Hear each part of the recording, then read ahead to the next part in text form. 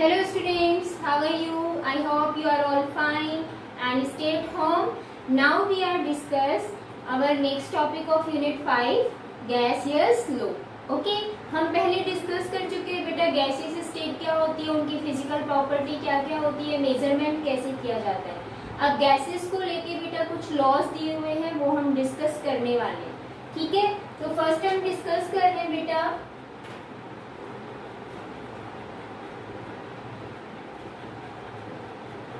ये gas law जो दिया हुआ है, गैस लॉज ये बेटा अलग अलग साइंटिस्ट ने दिया था। क्या क्या दिया था? गैसेस है तो बेटा टेम्परेचर, वॉल्यूम एंड प्रेशर रहेगी यहाँ पर टर्म, आपको ध्यान रखना है। ठीक है, तो फर्स्ट बेटा लॉ आता है बॉयल्स लॉ। बॉयल्स लॉ क्या कहता है, अच्छे से देखना बेटा। अकॉर्डिंग टू बॉयल साइंटिस्ट है, इन्होंने क्या कहा था कि जो वॉल्यूम होती है किसी भी गैस की at any constant temperature, not any constant, at constant temperature volume of gas is inversely proportional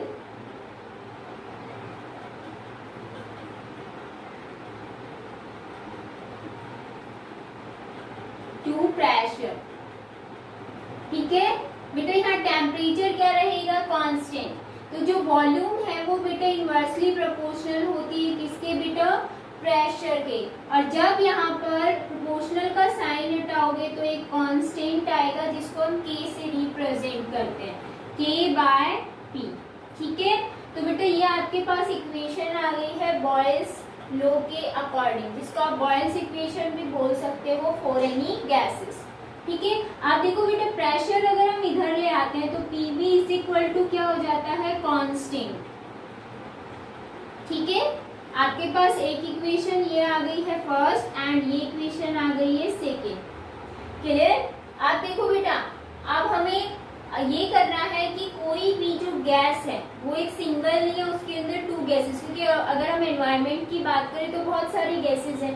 ठीक है, तो किसी कंटेनर के अंदर टू टाइप की गैसेस अगर फिलअप है तो क्या होगा? सपोज जो वन गैस है उसका प्रेशर है P1 और वॉल्यूम भी क्या है? V1। जो सेकेंड गैस होगी बेटा उसके लिए प्रेशर होगा P2 और वॉल्यूम क्या होगी? V2। तो हम क्या कहेंगे? P1 V1 is equal to constant. ठीक है, and P2 V2 is equal to constant. तो हम ऐसे लिख सकते हैं P1 V1 is equal to P2 V2। ये है बेटा इक्वेशन थर्ड। अब इनके बेसिस पर हम ग्राफिकल रिप्रेजेंटेशन देखेंगे एंड बेटा न्यूमेरिकल्स आते हैं। तो न्यूमेरिकल्स जब सारे लॉज कंप्लीट हो जाएंगे तब हम डिस्कस करेंगे, अलग से वीडियो बनाएंगे न्यूमेरिकल की। तो यहाँ पर देखो बेटा आपको ग्राफिकल रिप्रेजेंटेशन करना है equation first, second and third के बेस पे। ग्राफिकल रिप्रेजेंटेशन अगर हम देखें तो देखो हमने कहा जो वॉल्यूम है वो प्रेशर के क्या है बेटा? इनवर्सली प्रोपोर्शनल है। अगर आप प्रेशर यहाँ रखते हो, वॉल्यूम यहाँ रखते हो, तो जैसे जैसे प्रेशर क्या कर रहे हो? वॉल्यूम इंक्रीज कर रहे हो, प्रेशर क्या होगा? डिक्रीज। या फिर प्रेशर डिक्रीज कर रहे हो तो वॉल्यूम क्या होगा? इंक्रीज। देखो वॉल्यूम हम डिक्रीज करते जा रहे हैं, प्रेशर क्या होता जा रहा है? इंक्रीज।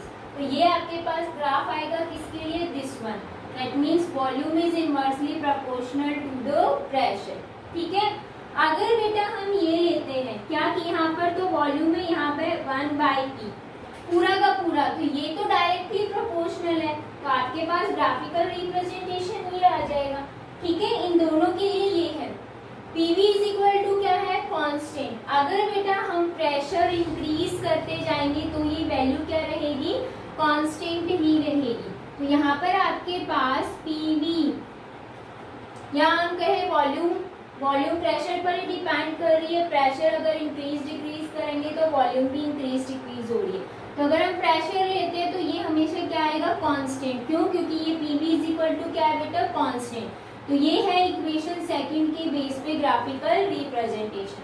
फर्स्ट के बेस पे आपके पास 2 रिप्रेजेंटेशन आएंगे, सेकंड के बेस पे 1 एंड बेटा अगर थर्ड हम देखते हैं P1 V1 P2 V2 तो इसमें बहुत सिंपल है, वॉल्यूम इंक्रीज करते जाओ, प्रेशर इंक्रीज होते जा रहा है, दैट मीन्स आपके पास बहुत सारे ऐसे ग्राफ आ जाएंगे, V1 अलग, V2 अलग, P2 अलग, ठीक है, सारी चीजें। तो इसके लिए ग्राफ आएगा सेम इसी तरीके से, लेकिन बेटा यहाँ पर इस टाइप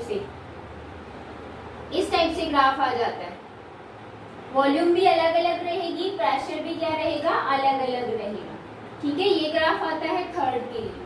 तो बेटा बॉयल्स लॉ क्लियर है सभी को, आपको ध्यान रखना है बॉयल्स लॉ के according eight constant temperature volume जो होती है वो प्रेशर के इनवर्सली प्रोपोर्शनल होती है। आप देखो बेटे एक चीज और ध्यान रखना है, वो क्या है कि ये जो बॉयल्स लॉ है उसका सिग्निफिकेंस क्या होगा, यहाँ पर ये किसमें यूज में आ रहा है।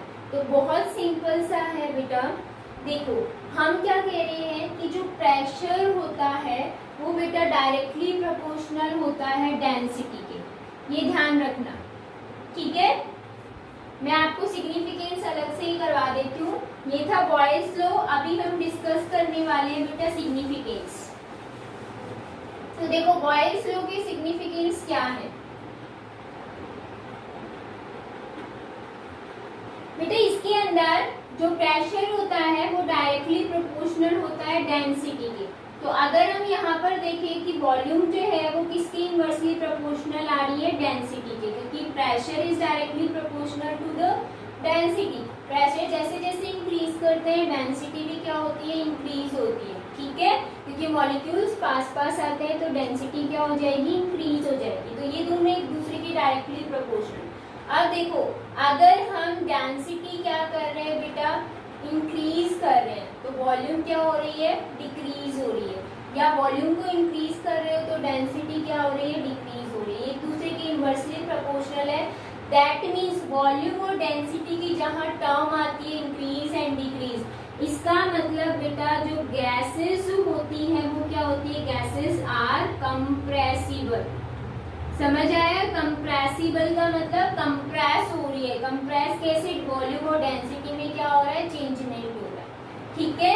तो बॉयल्स लॉ के सिग्निफिकेंस में आप ये बताओगे बॉयल्स लॉ क्या एक्सप्लेन करता है, gases are the compressible, clear. तो ये था बेटा फर्स्ट लॉ, आपको ये ध्यान रखना है क्योंकि इन लॉज के बेस पे बेटा एक इक्वेशन बनती है जिसको हम आइडियल गैस इक्वेशन बोलते हैं। तो आपको ये जो ये वाला कंसेप्ट है वो ध्यान रखना है। नेक्स्ट बेटा सेकंड देखते हैं हम, चार्ल्स लॉ।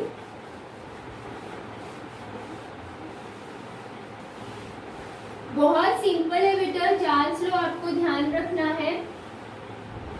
अभी यहाँ पर क्या था बेटा, टेम्परेचर कांस्टेंट था। चार्ल्स ने क्या देखा, सेकंड आता है Charles law.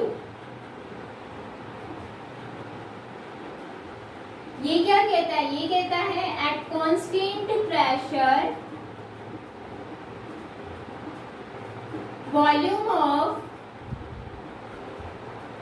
Gas is directly proportional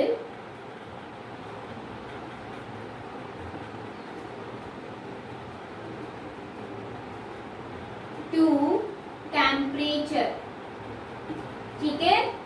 किसके डायरेक्टली प्रोपोर्शनल है, टेम्परेचर की, कौन, वॉल्यूम, किस पे बेटा, कांस्टेंट प्रेशर पे। तो हम यहाँ पे ये कह सकते हैं जो वॉल्यूम है वो डायरेक्टली प्रोपोर्शनल आ रही है टेम्परेचर की। तो वॉल्यूम में आपको यहाँ पर सॉरी यहाँ पर प्रोपोर्शनल का साइन हटाना है, कांस्टेंट आ जाएगा, ठीक है। आप अगर इसको इधर लेके आते हो तो क्या आएगा, V/T is equal to constant, के का मतलब यहाँ पर कांस्टेंट है, ठीक है। आप देखो बेटा हमने कहा कि आपके पास टू गैसेस हैं, सपोज एक गैस है A एंड दूसरी गैस है बेटा B। इस गैस के लिए बेटा वॉल्यूम है V1, टेम्परेचर है T1। इस गैस के लिए वॉल्यूम है V2, टेम्परेचर है T2। तो आप क्या करोगे, V1 T1 is equal to constant आएगा, V2 T2 is equal to भी क्या आएगा बेटा, कांस्टेंट। तो दोनों इक्वल है कांस्टेंट के, तो हम ये लिख सकते हैं V1 divided by V2 is equal to V1 T1 V2 T2, ठीक है। तो बेटा आपके पास इसके बेस पे न्यूमेरिकल आता है, आपको सॉल्व करना होगा। कोई किसी एक गैस की वॉल्यूम दी रहेगी, दूसरी कैलकुलेट करना है, टेम्परेचर आपके पास मिलेगा, या टेम्परेचर कैलकुलेट करना पूछेंगे, वॉल्यूम मिलेगी, ठीक है। तो आपके पास तीन इक्वेशन आ गई, 1, 2 एंड 3। अब ग्राफिकल रिप्रेजेंटेशन करना है। देखो बेटा वॉल्यूम किसके डायरेक्टली प्रोपोर्शनल है, टेम्परेचर के। तो हम कहते हैं जैसे जैसे टेम्परेचर इंक्रीज करेंगे वॉल्यूम भी क्या होगी, इंक्रीज होगी। ठीक है, यहाँ पर अगर हम देखें V divided by T is equal to constant है, तो आप टेम्परेचर कितना भी इंक्रीज करो V बाई T हमेशा क्या रहेगा बेटा, कांस्टेंट रहेगा। ठीक है, क्योंकि इसके अकॉर्डिंग। एंड बेटा इसमें आपके पास डिफरेंट आएंगे, सेम जैसे मैंने उसमें बताया था। तो बेटा इसके अंदर आपको एक चीज ध्यान रखनी है, वो क्या कि इसका सिग्निफिकेंस क्या है, चार्ल्स लॉ क्या एक्सप्लेन करता है। आपको एक चीज समझ में आ रही है, टेम्परेचर को जब हम इंक्रीज करेंगे तो वॉल्यूम भी क्या हो रही है, इंक्रीज। देखो टेम्परेचर यहाँ इंक्रीज कर रहे हैं, वॉल्यूम भी क्या हो रही है, इंक्रीज हो रही है, सेम एज इट इज। तो हम कहते हैं जैसे जैसे टेम्परेचर इंक्रीज करेंगे वॉल्यूम हो रही है इंक्रीज। और we know that volume inversely proportional होती है डेंसिटी के। दैट मीन्स बेटा डेंसिटी क्या होगी, डिक्रीज होगी। क्लियर ये चीज। और जब डेंसिटी डिक्रीज होती है तो इसका मतलब जो आपके पास एयर रहेगी या जो गैस रहेगी, ये एयर के अंदर गैस ही प्रेजेंट है, वो क्या होगी बेटा, लाइट वेट रहेगी। डेंसिटी कम हो रही है, दैट मीन्स वो लाइट वेट है। ठीक है, तो इसका मतलब क्या हुआ, आपके पास क्वेश्चन ये आ जाता है क्या कि एक तो है आपके पास एटमॉस्फेरिक एयर और एक आपके पास है बेटा हॉट एयर। इन दोनों में से लाइट वेट कौन होती है, तो बहुत सिंपल है बेटा, इसमें हमने क्या दिया, टेम्परेचर। वॉल्यूम इंक्रीज हुई, दैट मीन्स डेंसिटी क्या हो गई, डिक्रीज हो गई, जिसकी वजह से ये लाइट वेट की हो गई। तो आपको अगर अच्छे से पता हो कि जो बैलून्स होते हैं उनके अंदर बेटा जो गैस फिलअप होती है या एयर फिलअप होती है वो कैसी होती है, हॉट एयर।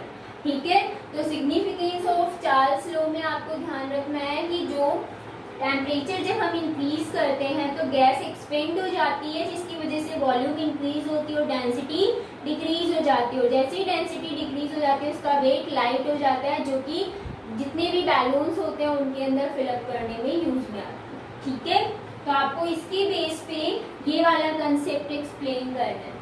ठीक है, नेक्स्ट बेटा, अब नेक्स्ट जो क्वेश्चन है वो नेक्स्ट जो न्यूमेरिकल है वो हम बाद में डिस्कस करेंगे। थर्ड जो लॉ है वो है गे-ल्यूसेक लॉ। वो क्या कहता है गे-ल्यूसेक लॉ, देखो आई होप सभी को समझ में आ रहा होगा बेटा, बहुत इजी है, इसमें बस एक कंसेप्ट अच्छे से लेके चलना है। गैसेस है, गैसेस में टेम्परेचर, वॉल्यूम एंड प्रेशर, ये तीन चीज है और इनमें बेटा एक चीज कांस्टेंट रहेंगी, दो रिलेट्स करेंगी एक दूसरे को। ठीक है, अभी हम थर्ड देख रहे हैं गे-ल्यूसेक लॉ।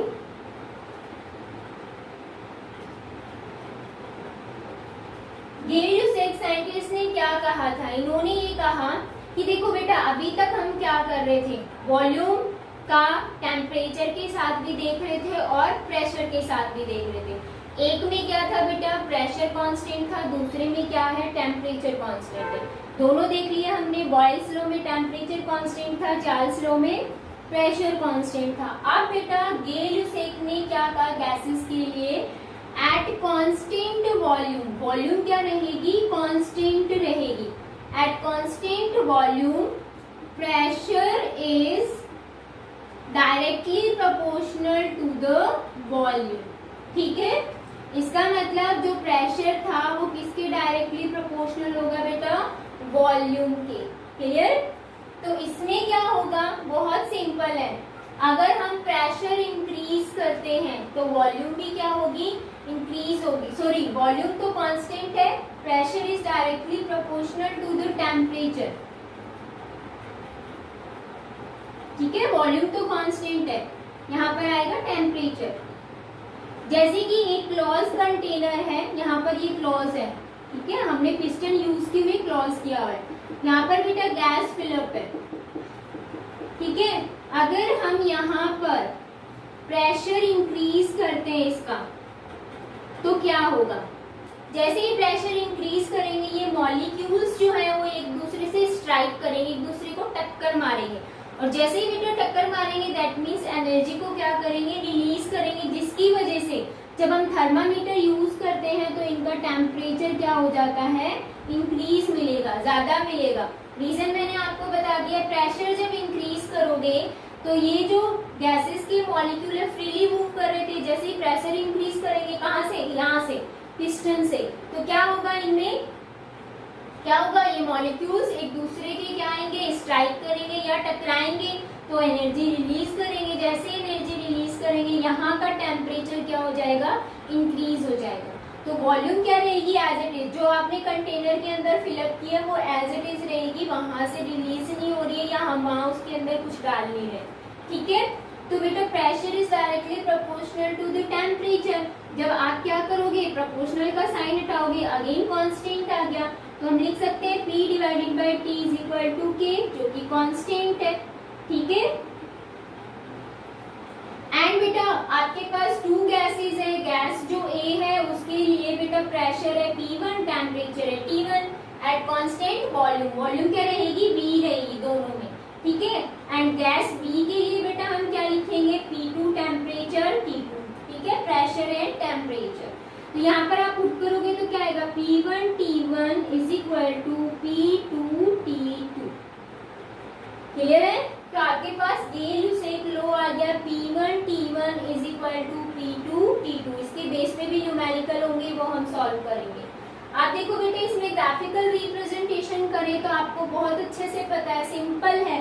क्या आना है, प्रेशर टेम्परेचर, आपके पास ये सिंपल एक लाइन आएगी। ठीक है, स्ट्रेट लाइन आती है हमारे पास। तो ये था गेल-ल्यूसेक लॉ।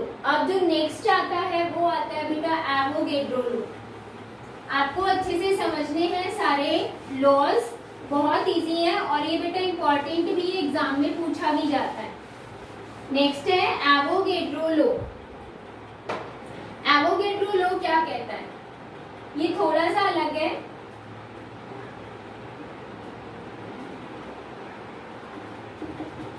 ये कहता है कि eight constant temperature and pressure, समझ आया बेटा, प्रेशर भी कांस्टेंट है और टेम्परेचर भी कांस्टेंट है। जो प्रेशर और टेम्परेचर जब कांस्टेंट होता है तो जो बेटा वॉल्यूम होती है गैस की, volume of gas is directly proportional to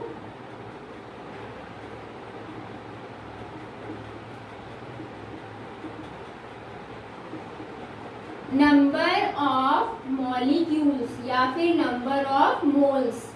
ठीक है, ध्यान रखना है बेटा। क्यों, देखो बेटा यहाँ पर आपके पास एक कंटेनर है जिसमें गैस फिलअप है। ठीक है, तो हम ये कह रहे हैं कि इसकी कुछ ना कुछ वॉल्यूम होगी। सपोज इसकी वॉल्यूम क्या है, V। तो टेम्परेचर और प्रेशर दोनों ही क्या है बेटा, कांस्टेंट है।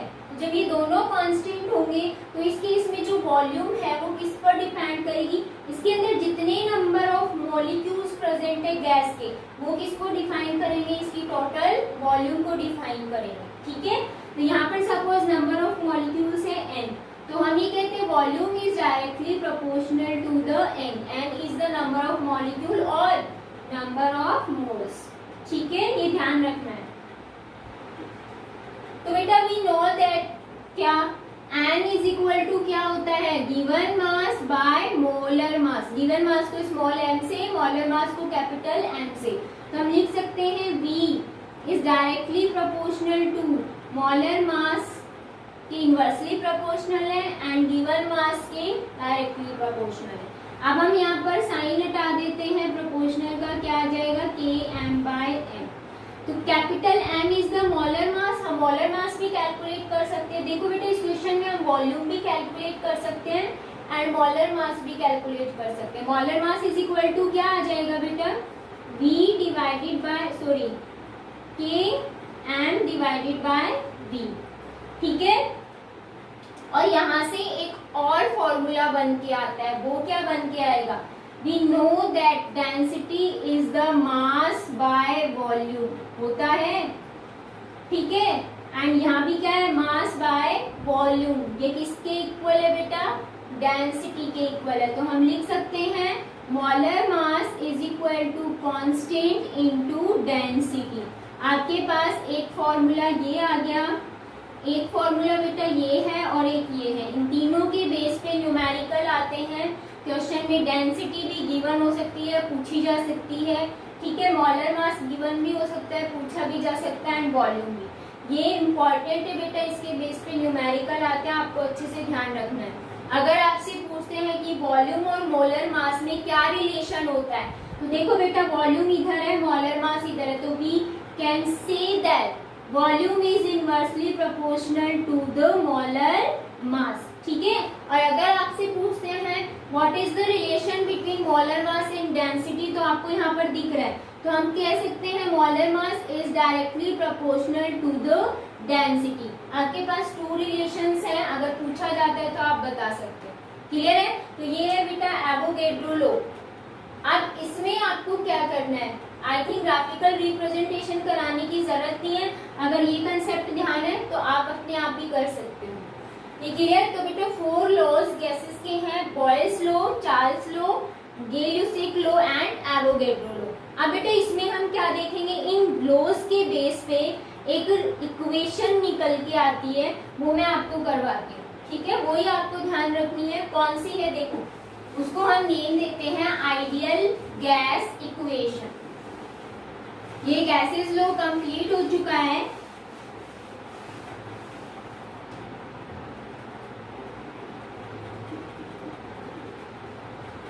ये आइडियल गैस इक्वेशन कैसे रिलीज निकल के आई वो देखना है। ठीक है, अब देखो सबसे first according to Boyle's law क्या था बेटा, volume is inversely proportional to the pressure at constant temperature. ठीक है, ये थी बेटा इक्वेशन, हमें फर्स्ट मान के चलनी है। According to Charles law volume जो होता है वो बेटा डायरेक्टली प्रोपोर्शनल होता है टेम्परेचर के, कब, एट कांस्टेंट प्रेशर। ठीक है, ये हमने देख ली, इसको हमने इक्वेशन सेकंड माना। एंड बेटा according to Avogadro law, Gay Lussac law नहीं लेना आपको, एवोगैड्रो लॉ, क्योंकि उसमें बेटा वॉल्यूम ही क्या थी, कांस्टेंट थी, तो हम देखो वॉल्यूम की टर्म लेके चल रहे हैं। ठीक है, एवोगैड्रो लॉ के अकॉर्डिंग क्या होता है बेटा, volume is directly proportional to the number of moles at constant temperature and pressure. ठीक है, ये हमने इक्वेशन थर्ड मान ली। तो हम कह सकते हैं from equation first, second and third, देखो इन तीनों में बेटा v क्या है, कॉमन, तो हम कह सकते हैं v, और यहाँ पर साइन लगाओगे, प्रोपोर्शनल भी हो सकता है, इनवर्सली भी। यहाँ पर है t n, तो हम लिख सकते हैं n t डिवाइडेड बाय बेटा यहाँ नीचे क्या आ जाएगा, p। क्लियर है? आप देखो नेक्स्ट देखेंगे, यहाँ पर जैसे ही प्रोपोर्शनल का साइन हटाओगे तो v इज इक्वल टू क्या हो जाएगा, अभी तक हम k देख रहे थे, अब आएगा बेटा r, जो कि एक गैस कांस्टेंट होता है, गैस की बात कर रहे हैं तो वो एक गैस कांस्टेंट रहेगा। तो हम यहाँ एक कांस्टेंट आ जाता है r, जिसको हम लिखेंगे nRT डिवाइडेड बाय p। ठीक है, एंड p को बेटा आप इधर लेके आओगे तो क्या आएगा, PV is equal to nRT। This is a ideal gas equation. Clear? बहुत सा सिंपल सा है ये, आपको 3 लॉज लेने हैं, Boyle's law, Charles law, Avogadro law. Gay Lussac law नहीं लेना है क्योंकि उसमें बेटा वॉल्यूम ही कांस्टेंट थी, यहाँ सभी में वॉल्यूम का रिलेशन देखेंगे, वॉल्यूम कॉमन आ जाएगी। ठीक है, n है, t है, वो डायरेक्टली प्रोपोर्शनल है तो हमने यहाँ लिख दिया, प्रेशर इनवर्सली है तो हमने यहाँ लिख दिया। जैसे ही हम प्रोपोर्शनल का साइन हटाएंगे यहाँ एक कांस्टेंट आ जाता है r, जिसको हम क्या बोलते हैं बेटा, गैस कांस्टेंट, इसकी वैल्यू फिक्स होती है। न्यूमेरिकल करेंगे तब बताएंगे। ठीक है, एंड बेटा जब प्रेशर को आप इधर लाओगे तो क्या हो जाएगा, PV is equal to nRT। This is the ideal gas equation. अब इसको हम कैसे मॉडिफाई कर सकते हैं, इसका हम रिलेशन कैसे देख सकते हैं, तो आपको अच्छे से याद होगा एवोगैड्रो लॉ के अंदर मैंने क्या बताया था, वो चीज यहाँ पर भी देखनी है। देखो आइडियल गैस इक्वेशन का हम देखते हैं और क्या रिलेशन निकलता है। PV इज इक्वल टू बेटा nRT है। ठीक है, we know that m is equal to given mass by molar mass. अगर हम पुट करते हैं तो pv इज इक्वल टू क्या आ जाता है, given mass by molar mass RT। ठीक है, एक आपके पास ये फॉर्मूला न्यूमेरिकल में यूज में लेना है। ठीक है, अगर आप यहाँ पर देखते हैं प्रेशर और किसमें, मोलर मास में, तो B क्या है, इनवर्सली प्रोपोर्शनल, वॉल्यूम भी क्या है, इनवर्सली प्रोपोर्शनल। आप देखो बेटा, आप मोलर मास को इधर ले आओ, वॉल्यूम को इधर ले आओ, तो क्या हो जाएगा, P molar mass is equal to mass by volume RT। We know that mass by volume क्या होता है बेटा, डेंसिटी। हमें पता है ना, density is equal to mass by volume. तो हम यहाँ पर क्या पुट कर सकते हैं, Pm is equal to density RT। ठीक है, तो आपके पास एक फॉर्मूला ये आ जाएगा। क्लियर है? तो बेटा इन फॉर्मूले की हेल्प से हम बहुत सारे न्यूमेरिकल्स देखेंगे कि कैसे कैसे ये फॉर्मूले हम अप्लाई करेंगे। क्लियर? अगर क्वेश्चन में डेंसिटी आ जाती है तो ये वाला फॉर्मूला अप्लाई करना है, डेंसिटी पूछी जाती है तो। अगर बेटा मोलर मास तो आप निकाल सकते हो, गिवन मास अगर मिलेगा आपको, क्वेश्चन में कोई मास दिया हुआ है किसी भी गैसेस का, तब आपको ये वाला फॉर्मूला पुट करना है। इसमें कुछ भी पूछ सकते हैं, प्रेशर पूछ सकते हैं, वॉल्यूम, टेम्परेचर। ठीक है, तो आपको ये वाला फॉर्मूला अप्लाई करना है। डेंसिटी जहां आए वहां ये वाला फॉर्मूला अप्लाई करना है। तो बेटा आज हमने डिस्कस कर लिया है गैसियस लो एंड बेटा आइडियल गैस इक्वेशन कैसे यहाँ से निकल के आती है इन गैसेस लो से, वो भी हमने डिस्कस किया। कल बेटा हम डिस्कस करेंगे इसके बेस पर न्यूमेरिकल। ओके बेटा, कल मिलते हैं, टेक केयर।